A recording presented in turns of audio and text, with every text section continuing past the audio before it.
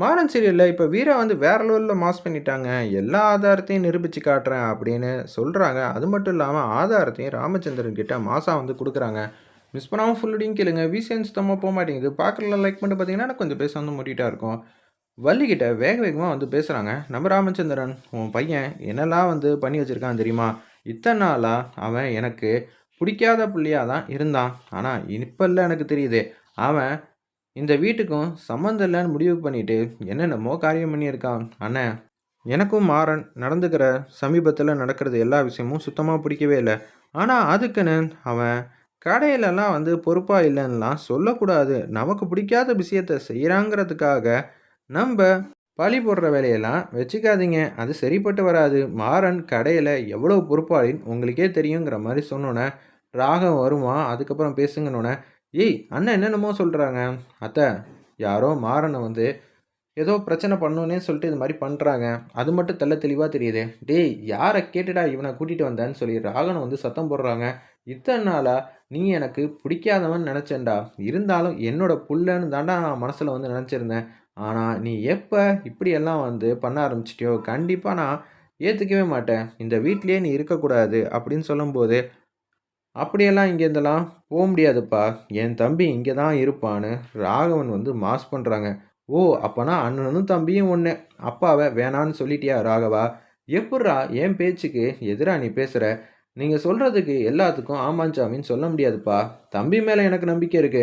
என்ன விட கடையில பொறுப்பான, கடைய தனியா சோலோவா நிர்வாகம் பண்ண முடியும்னா, என் மேல நம்பிக்கை வச்சிருக்கீங்கல்ல, அத விட மாறன் 100 மடங்கு சூப்பராவே நிர்வாகம் பண்ணுவாப்ல. உங்களுக்கு அது தெரியுமா? எனக்கு ஏன்டா தெரியாது? எல்லாமே தெரியும். அப்புறம் ஏன்பா எப்ப பார்த்தாலும் மாறன வந்து திட்டிக்கிட்டே இருக்கீங்க? நம்ம கடையில பொறுப்பான ஆளுனா மாறன் மட்டும் தான். உங்கள விட அப்படின்னு மாஸ் பண்றாங்க. அந்த இடத்துல ராவன் வந்து பிச்சு உதர்றாங்க. சரிடா, நீ சொன்னது எல்லாத்துக்கும் நான் ஒத்துக்கிறேன். அந்த விஷயம் எப்புட்றா இங்க வந்திருக்கு?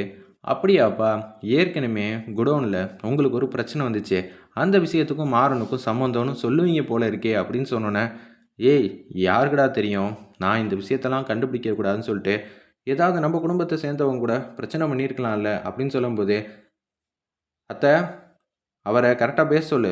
எனக்கு கோவம் வருது அப்படின்னு மாறன் வந்து கோவப்பட்டு பேசுறாங்க. எல்லாத்துக்கும் நான் தான் காரணம்னா, அப்புறம் நான் என்ன செய்வேன்னு எனக்கே தெரியாதுங்கிற மாரி உச்சக்கட்ட கோவத்துல வந்து பேசுறாங்க நம்ப மாறன். உடனே கடுப்பாயிட்டாங்க ராமச்சந்திரன். "பாத்தியா வள்ளி என்னென்னலாம் பேசுறான்னு? அண்ணே அவனுக்கும் மனசு இருக்குண்ணே. நீ இப்படியெல்லாம் பேசுறது கொஞ்சம் கூட சரியில்ல. அவன் பாவம்னு நினைக்கவே மாட்டியா?" அப்படின்னு சொன்னோனே, வீரா இதெல்லாம் பார்த்துட்டு அமைதியா இருக்காங்க. "வீரா, எல்லாரும் என்ன பிடிச்சு கேள்வி கேட்குறாங்க. நீங்கலாம் நல்லவங்க மாரி, நான் என்னமோ எதிரி மாரி நினைக்கிறாங்க. நீயும் உன் பங்குக்கு ஏதாவது சொல்லலாம்ல?" "மாமா, உங்க பக்கம் நியாயம் இருக்கு. நீங்க பேசுறீங்க. நான் இந்த விஷயத்துல தலையிட மாட்டேன். ஒரு அளவுக்கு மீறி நீங்க பேசினா மட்டும் தான் நான் தடுப்பேன்." அப்படின்னு சொல்லும்போது, "ஓ! அது வேறையா? சரி பார்த்துக்கம்மா, என் மேல எல்லாரும் என்ன மரியாதை வச்சிருக்கீங்கன்னு." அப்படின்னு கன்னா பின்னான்னு நம்ம ராமச்சந்திரன் திட்டிட்டு இருக்காங்க.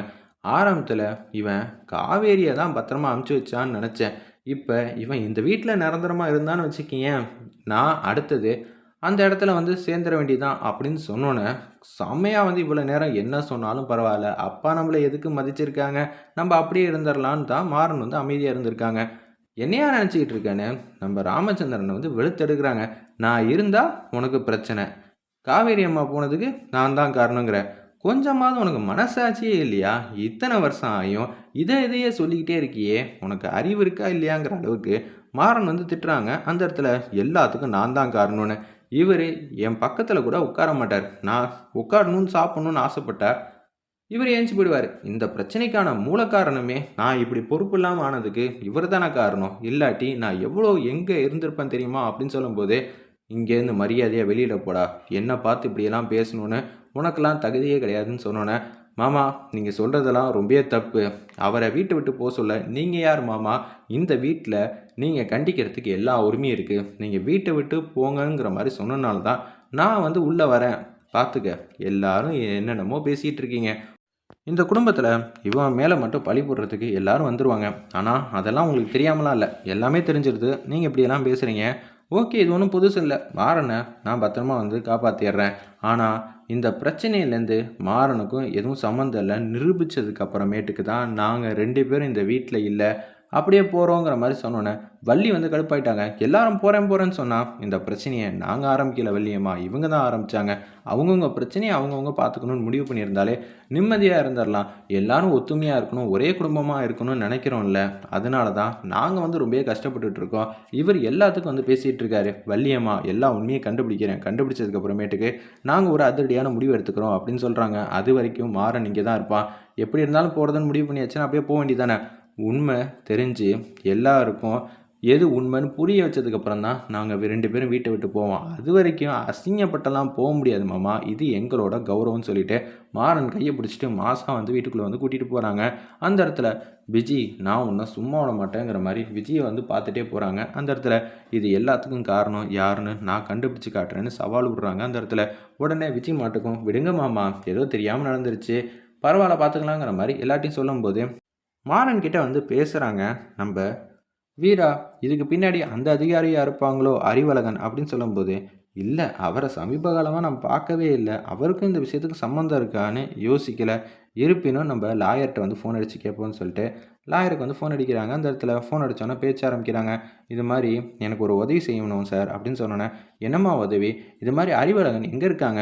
ஏம்மா இனிமேட்டு உங்கள் விஷயத்திலே தலையிடக்கூடாதுன்னு சொல்லிட்டு அவர் வேறு ஊருக்கு போயிட்டாரு, நிச்சயம் அவரெல்லாம் எந்த பிரச்சனையும் பண்ணியிருக்க மாட்டார், இல்லை இது மாதிரிலாம் நடந்திருக்குன்னு அவர்கிட்ட வந்து சொன்னோன்னே, அப்படியாம்மா உங்கள் குடும்பத்தில் புதுசு புதுசாக என்னென்னமோ நடந்துகிட்ருக்கு, ஆனால் எதுக்கும் அறிவழகனுக்கும் இதுக்கும் சம்மந்தம் இருக்கான்னு நான் விசாரிச்சுட்டு சொல்கிறேங்கிற மாதிரி சொல்லிட்டு ஃபோனை வந்து வச்சிடுறாங்க. அவர் வெளியூரில் இருக்காரா, வெளியூர் போனதுக்கப்புறம் திருப்பியெல்லாம் நம்மக்கிட்டலாம் வந்து பிரச்சனைக்கெல்லாம் வரமாட்டாங்கன்னு மாறன் வந்து சொல்லிகிட்டு இருக்காங்க. இது எல்லாத்துக்கும் காரணம் யாருன்னு உனக்கும் தெரியும் எனக்கும் தெரியும். என்ன நடந்துச்சு அதை முதல்ல சொல்லு, அப்போ தான் உண்மையெல்லாம் நிரூபிக்கணும். விஜய் பார்த்தியா கரெக்டாக காயினை ஊற்றிட்டு போயிட்டே இருக்கா, நம்ம ஒரு அடி வச்சா அவள் 20 அடி வைக்கிறா, அதுதான் அவளோட முழு பலமாகவும் இருக்குது. உண்மையெல்லாம் வந்து கூடிய சீக்கிரம் எல்லாத்தையும் நிரூபிக்கணும். அப்போ தான் நீ இந்த வீட்டில் மரியாதையோடு இருக்க முடியும், இல்லாட்டா மட்டும் என்னை மதிச்சிருவாங்களா அப்படின்னு சொல்லி யோசிக்கிறாங்க. ஏண்டா இந்த வீட்டுக்காக நீ அம்புட்டு செஞ்சுருக்க, என்னடா எதுக்கு எடுத்தாலும் உன்னை யாருமே வந்து மதிக்க மாட்டேங்கிறாங்க, எல்லாத்துக்கும் காரணம் நீ தாங்கிறாங்க. என்ன பண்ணுறது, யாராவது ஏதாவது தப்பு பண்ணால் கூட நான் வந்து அதை வாங்கிப்பேனா, என்ன சுத்தமாக வந்து பிடிக்காத புள்ளியாகவே ஆயிடுச்சு. அப்படி இருக்கும்போது அவங்களாவது நிம்மதியாக சந்தோஷமாக இருக்கட்டும்னு அவங்க ஏதாவது சின்னதாக ஒரு பொருள் உடைச்சா கூட நான் தான் காரணங்கிற மாதிரி திட்ட ஆரம்பிச்சிருவாங்க. அதனால் எனக்கு இதெல்லாம் பழகிடுச்சுங்கிற மாதிரி மாறன் கிட்ட வந்து பேசுகிறாங்க. நீ எதுக்கு தேவையில்லாமல் வந்து பேசுகிற வீரா, உன்னை வேண்டாத மருமகளாக வந்து முடிவு பண்ணிட்டாங்கன்னா அந்த விஷயத்துலேருந்து மாற முடியாது அப்படின்னு சொல்லிட்டு இருக்கிறப்ப, டேய் இத்தனை நாளாக நீ எப்படி வேணாலும் இருந்துக்க, உன்னை யார் மதிக்கிறா யார் மதிக்கலன்னா முக்கியம் இல்லை, இன்னிலேருந்து நீ என் புருஷன், அப்படி இருக்கும்போது உனக்கு என்ன நடந்தாலும் நான் தான் தட்டி கேட்டாகணுங்கிற மாதிரி வீரா வந்து சொல்லிகிட்டு இருக்காங்க. வீரா உண்மையெல்லாம் கண்டுபிடிக்கணும்னு யோசிக்கிறியா?